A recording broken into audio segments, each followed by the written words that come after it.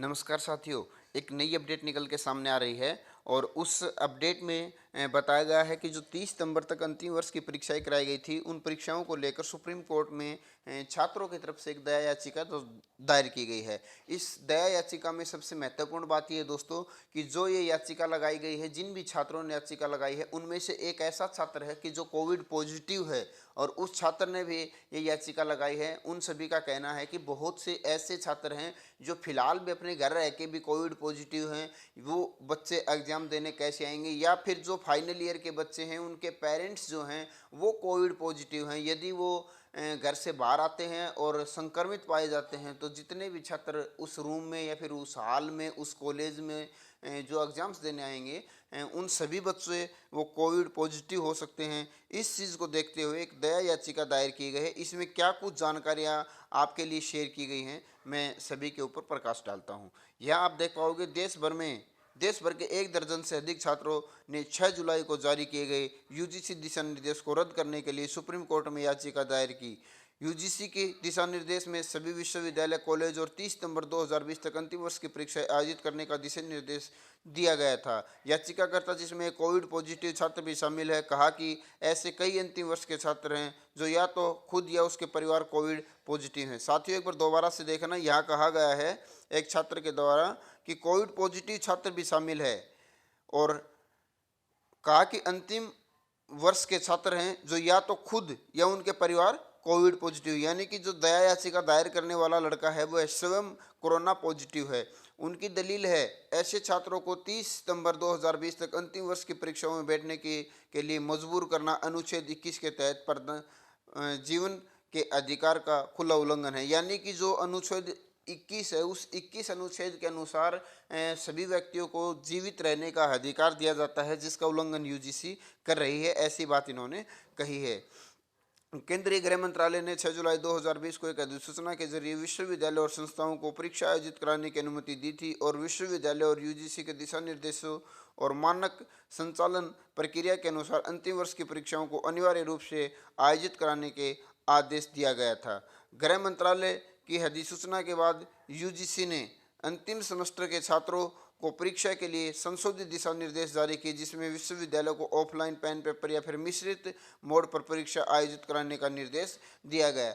Advocate आलोक श्रीवास्तव के माध्यम से दायर याचिका में दावा किया गया कि आमतौर पर 31 जुलाई तक छात्रों को मार्कशीट डिग्री प्रदान की जाती है। हालांकि वर्तमान मामले में परीक्षा 30 सितंबर तक समाप्त होंगी।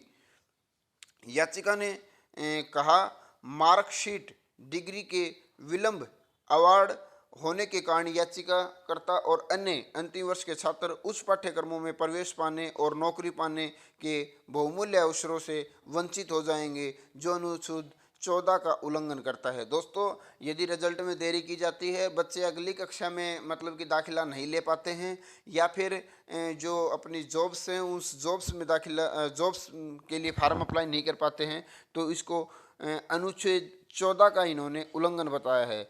याचिकाकर्ता में दलील दी गई है कि अंतिम वर्ष के छात्रों को भी सीबीएसई, आईसीएसई, आईएससी, एनआईओएस आदि छात्रों के बराबर रखा जाना चाहिए। उन्होंने कोविड-19 के कारण अपने 10वीं 12वीं बोर्ड परीक्षाओं को रद्द कर दिया और छात्रों के पिछले प्रदर्शन आंतरिक मूल्यांकन के आधार पर परिणाम घोषित किया। इन सभी का कहना है कि जब सीबीएसई बोर्ड, एनआईओएस बोर्ड और आईसीएसई बोर्ड अपने विद्यार्थियों को बिना परीक्षा के जब पास कर सकते हैं +2 के छात्रों को, तो ऐसी कौन सी आपत्ति आगे खड़ी हो गई है कि भाई फाइनल ईयर के छात्रों को बिना परीक्षा के यहाँ पास नहीं किया जा सकता। याचिकाकर्ता में उन्होंने यूजीसी को आंतरिक मूल्यांकन पूरा कराने का दिशा निर्देश देने की मांग की है। 31 जुलाई 2020 को या उससे पहले अंतिम वर्ष के सफल छात्रों को रिजल्ट डिग्री अवार्ड करने का निर्देश देने को कहा है। याचिका में निम्न शिकायतों को शामिल किया गया है।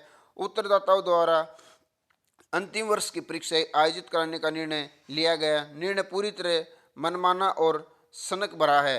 अन्य हितधारकों जैसे डॉक्टर, शिक्षा, विश्वविद्यालय, कॉलेज आदि से परामर्श भी नहीं लिया गया कि इस प्रकार के निर्णय की पूरी उत्पत्ति त्रुटिपूर्ण और गलत है।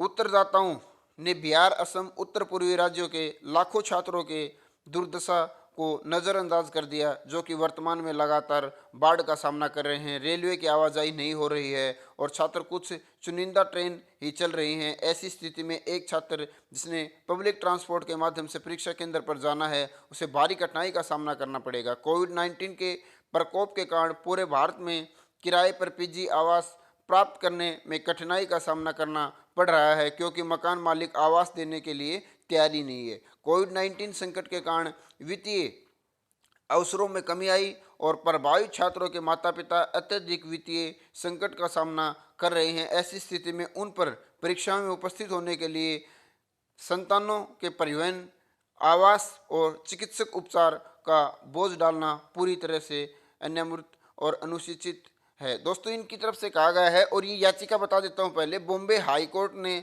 हाल ही में कोविड-19 के कारण अंतिम वर्ष की परीक्षाओं को रद्द करने के लिए कानून के छात्रों की ओर से दायर याचिका पर महाराष्ट्र सरकार विश्वविद्यालय अनुदान आयोग और बार काउंसिल ऑफ इंडिया को नोटिस जारी किया गया है। साथियों, आपको बताना चाहूँगा, ये याचिका बिल्कुल सही दायर की गई है बच्चों की तरफ से, और इस याचिका में जितनी भी दलील दी गई हैं सब दलीलें मानने लायक है। जब एक कोविड पॉजिटिव छात्र परीक्षा हॉल के अंदर जाता है और वह स्वयं कोरोना पॉजिटिव है या फिर उसके माता पिता कोरोना पॉजिटिव है, उनमें से कोई एक सदस्य कॉलेज के अंदर जाता, संस्था के अंदर जाता, वहाँ जाके अपने एग्जाम्स को कंडक्ट करता है, तो उस दौरान यदि कोई भी छात्र वहाँ कोरोना पॉजिटिव पाया जाता है तो मानव संसाधन मंत्रालय इसकी क्या जिम्मेवारी लेंगे। ऐसी बात इनकी तरफ से कही गई है और इस याचिका पर बहुत ही जल्द सुनवाई होने वाली है। जैसे ही इसका कोई फाइनल डिसीजन निकल के सामने आएगा, तुरंत आपको इसकी जानकारी दी जाएगी। फिलहाल की वीडियो में यही एक अपडेट थी। आप वीडियो को ज़्यादा से ज़्यादा शेयर कर दीजिएगा और चैनल पर यदि पहली बार पहुंची है तो चैनल को सब्सक्राइब कर ले, बेल आइकन को प्रेस कर ले। धन्यवाद दोस्तों।